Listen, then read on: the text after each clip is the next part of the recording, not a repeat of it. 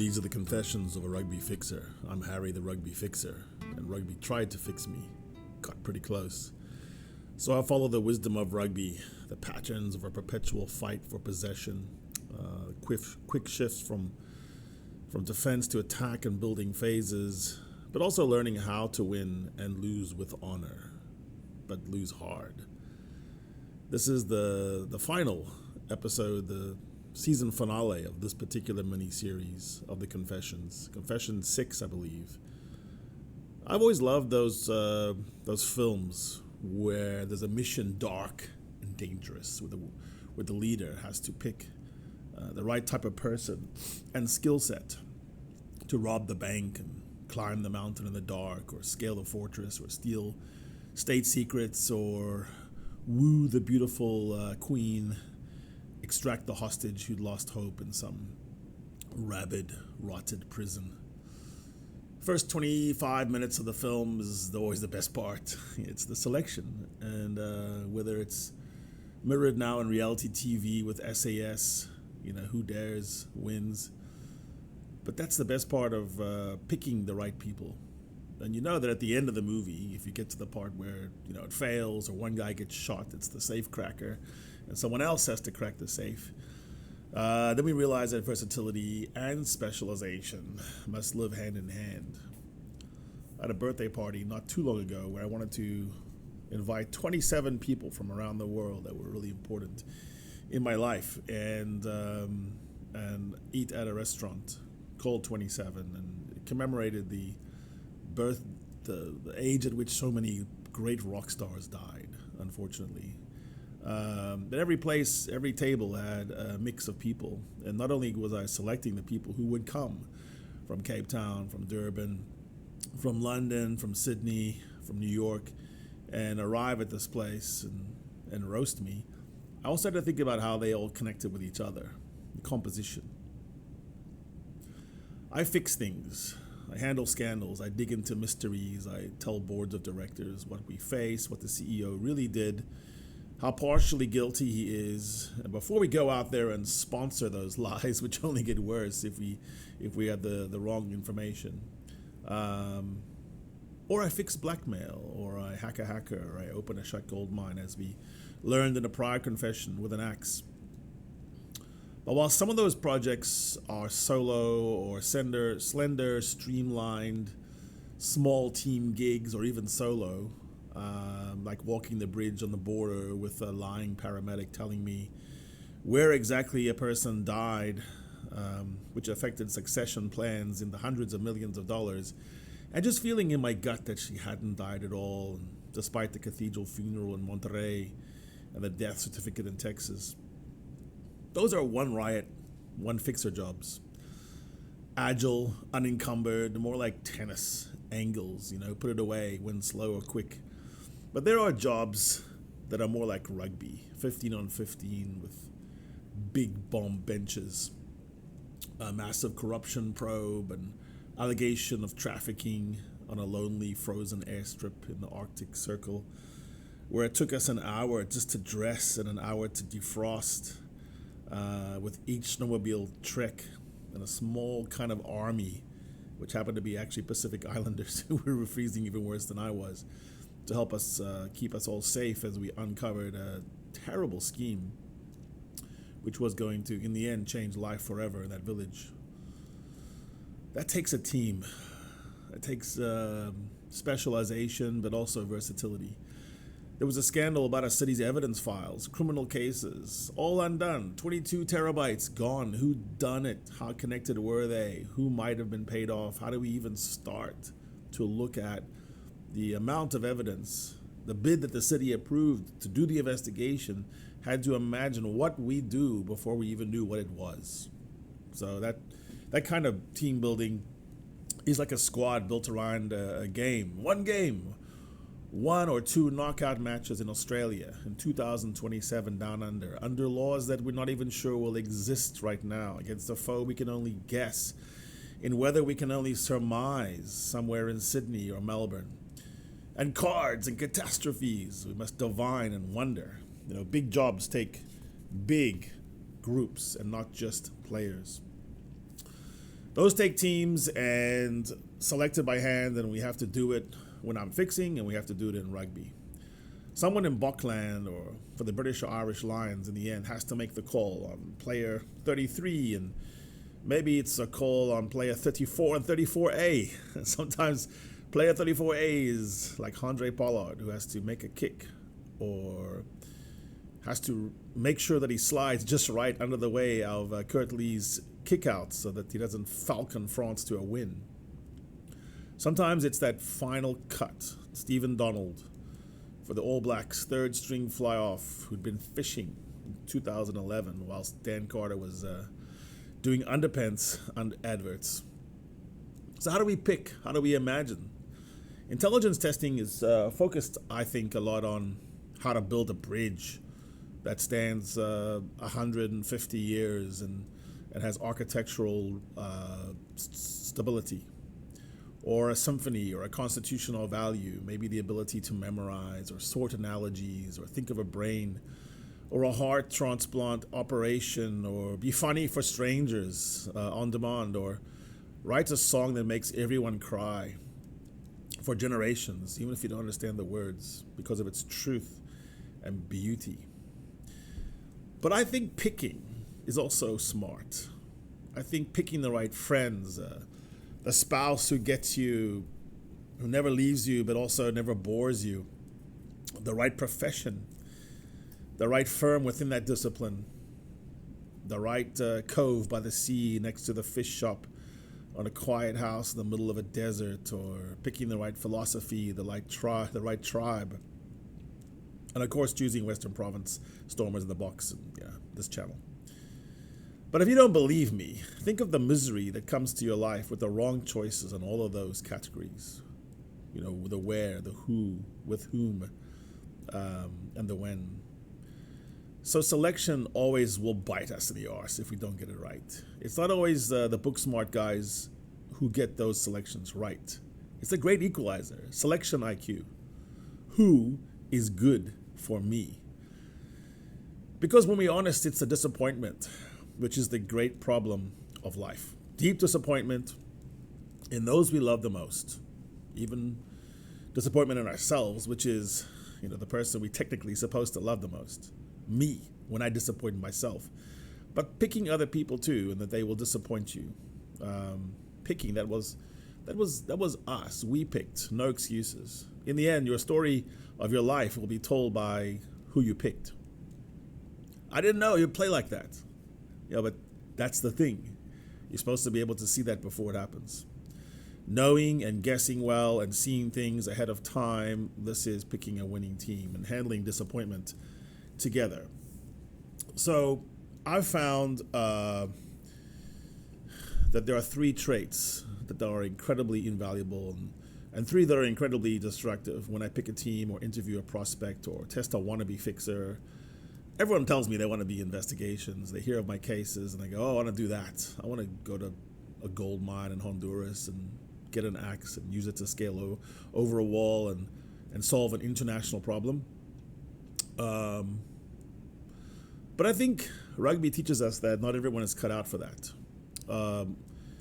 Just being able to sort through, is it because you're winning it in the Curry Cup, or because you're doing really well in the IRC or the Premiership, or is it your form?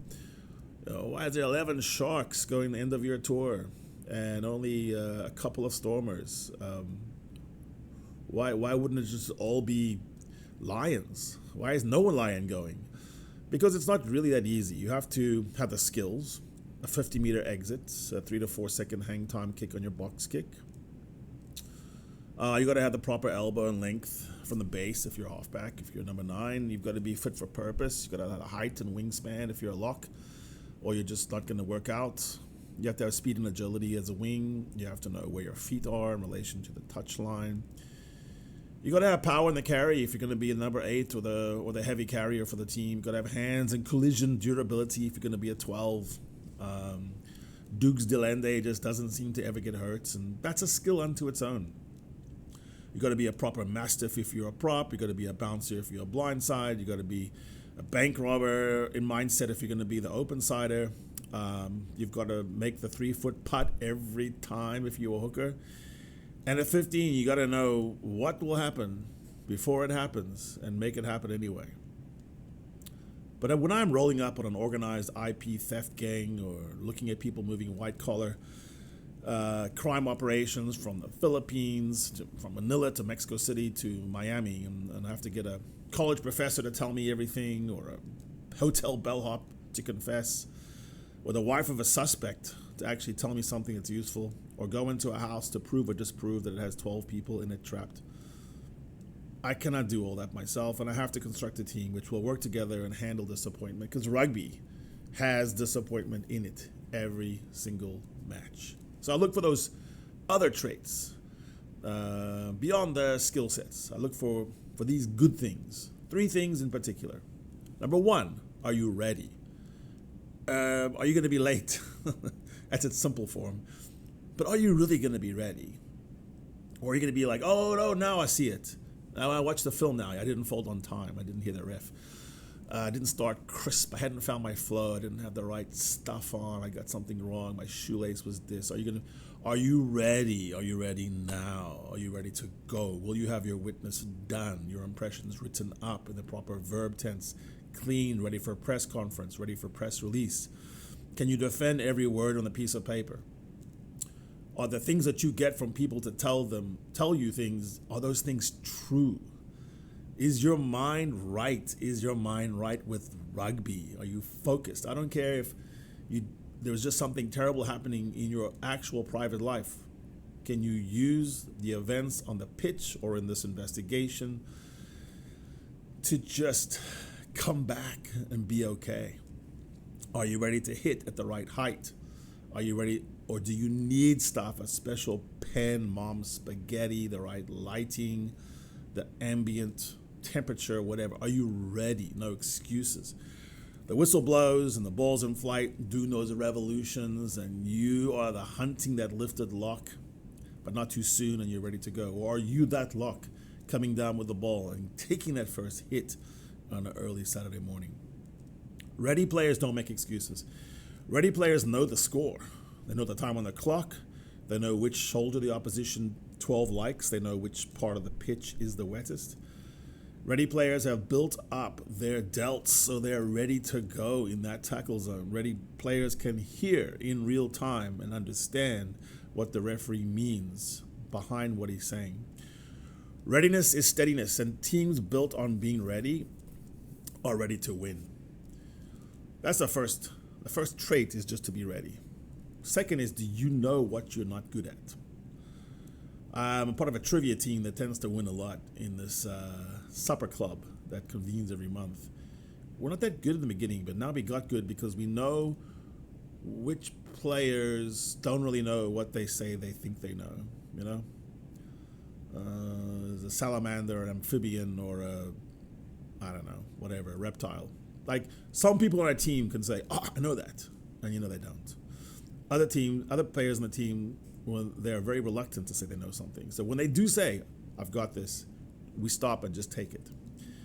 Apparently there's a thing called the Dunning-Kruger effect, where it's a cognitive bias. People with limited competence in a field overestimate their abilities. If you don't believe that's true, just go on Twitter or Instagram or anything and kind of consume a debate about something that you do actually have deep competence in, and you'll see that the certainty rises with ignorance.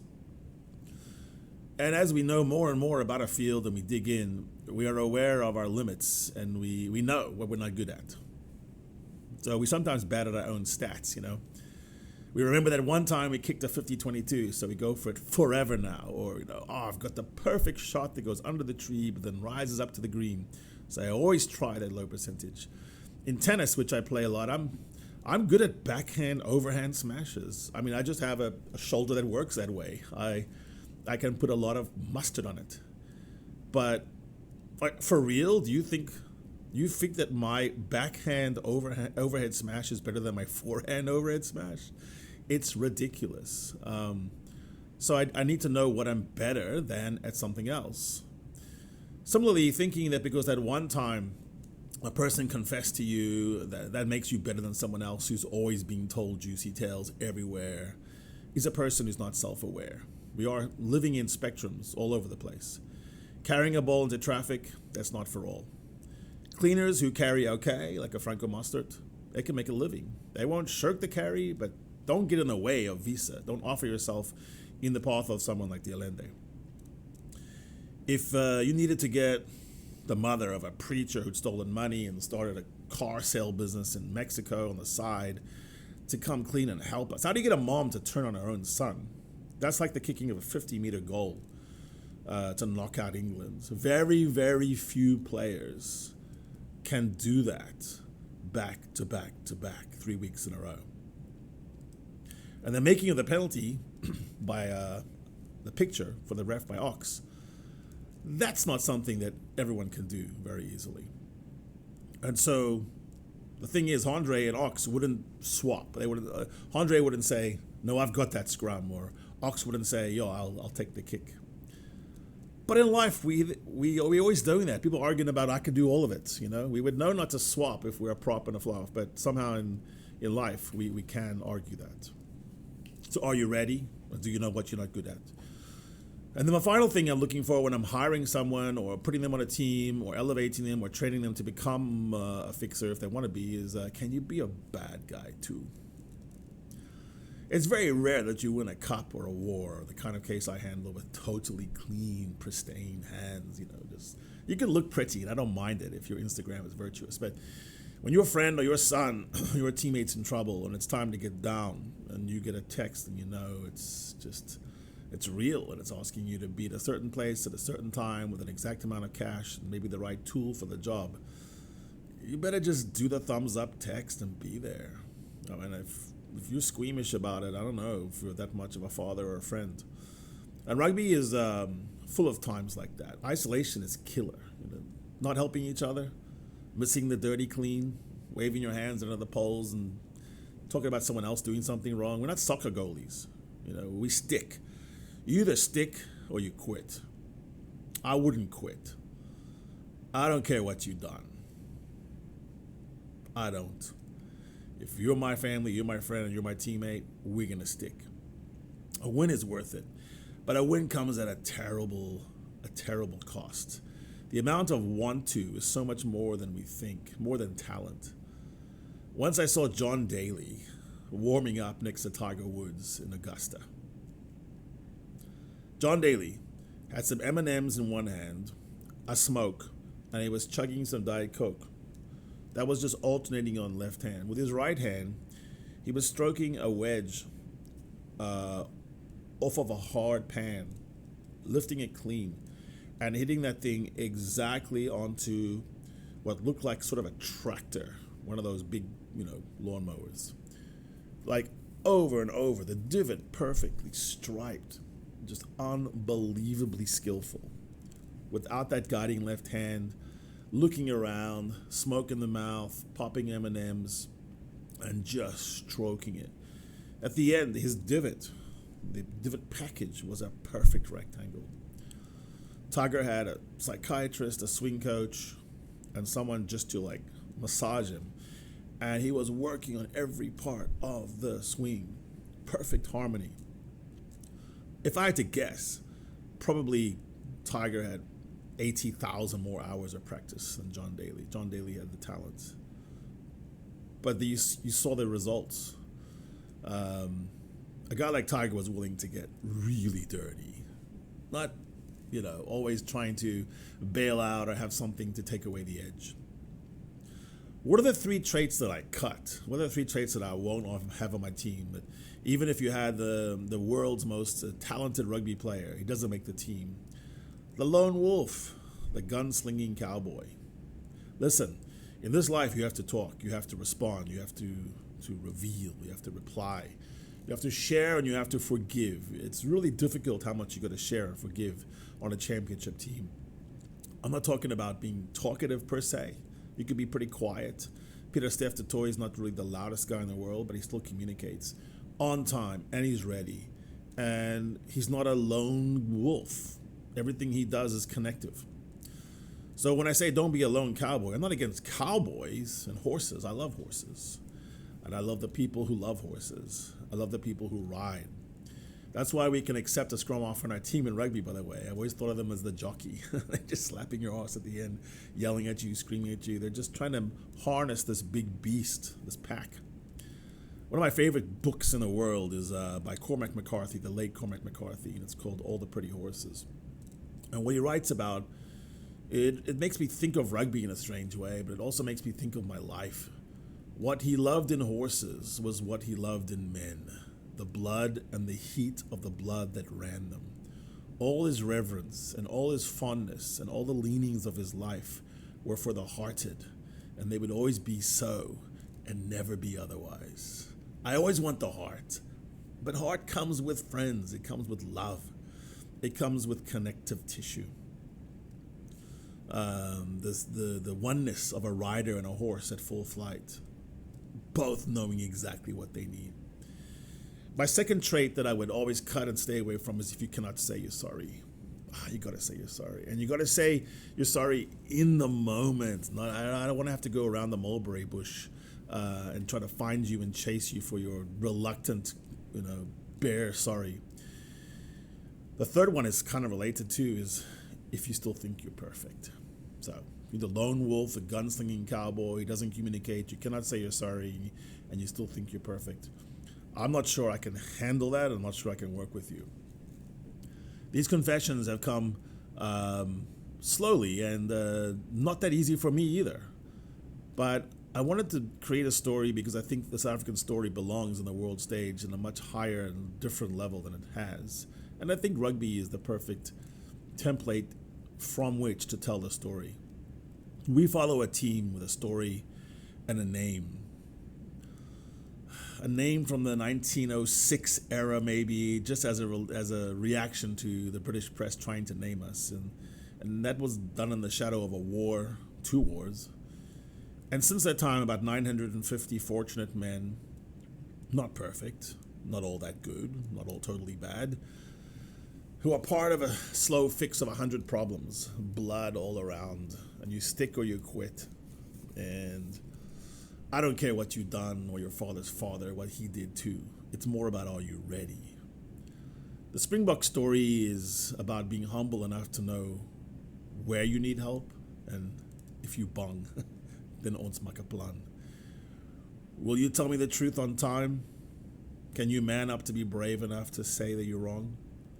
Are your hands too clean and too pretty to get the job done or help me when I'm really dying? The biggest blessing you can ever have as a fixer, as a player, as a man, is to have started your life, no matter where your life takes you next, to have started your life in South Africa. South Africa has a jagged soul, the sharp edges of love that make you bleed and make you sing, and a bit soaked with brandy and pride and hurt and violence and smiles, many other things that we're not really able to put into words as well. We can only fix a few things when we start to fix ourselves, and we never really finish any of it. We just stick, we don't run, and we don't stop fixing. These are the confessions of a rugby fixer.